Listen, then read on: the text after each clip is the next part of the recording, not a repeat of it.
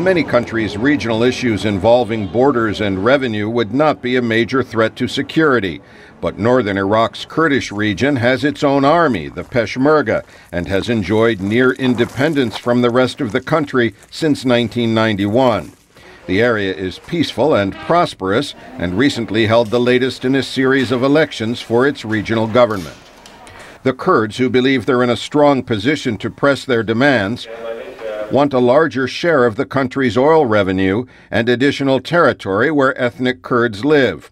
But the central government is also feeling stronger, with a more effective army and a reduced U.S. military role. I think the natural dynamic here is not necessarily all that promising. Michael O'Hanlon is a senior fellow at the Brookings Institution in Washington. Totally different worldviews about how to settle this thing. And I don't see any movement towards a convergence. And in fact, the whole notion of a separate Kurdistan is a little bit at odds with the notion of the new Iraq that everyone's trying to build. So I think you need a compromise. Iraq's constitution calls for a referendum on the future status of Iraqi Kurdistan and on its borders. But the deadline for that has already passed. The two sides cannot agree on just what the referendum should be about, or even who should be allowed to vote in it. Most controversial is the status of the city of Kirkuk, which Kurds hold dear but is not now in their territory. Its population is ethnically mixed, and its surrounding region is rich in oil reserves. As the Iraqi army has gotten stronger, there have been several standoffs between the national force and the Kurdish Peshmerga. American Major General Robert Caslen, who commands coalition forces in northern Iraq, says his troops work with the Kurdish and Iraqi government forces to build trust and avoid confrontations.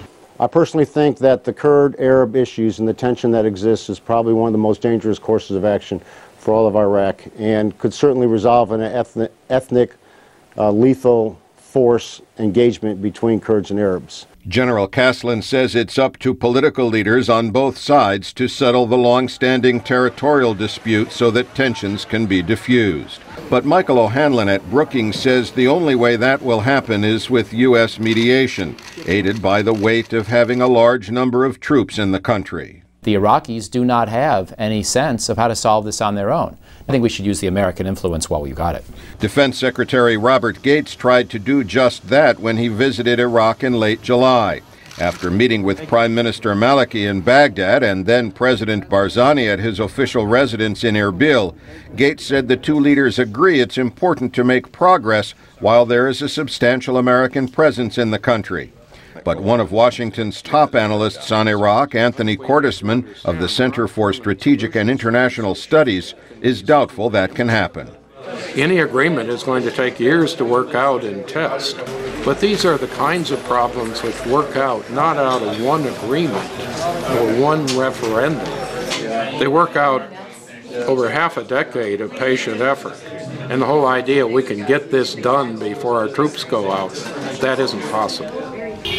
Even though both sides are feeling politically and militarily stronger these days, Cordesman says they need to work toward a political compromise. The fact is the Kurds have to realize that if they do not reach a compromise, they're isolated, that they're going to face hostile powers on all of the sides.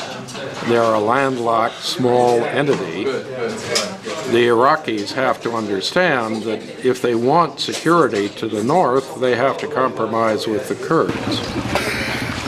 But some experts are concerned that if Iraq's Arab-Kurd dispute is not at least on the road to being settled before U.S. troops leave at the end of 2011, the tensions could spark an Iraqi civil war, just as the country is supposed to be on its way to stability.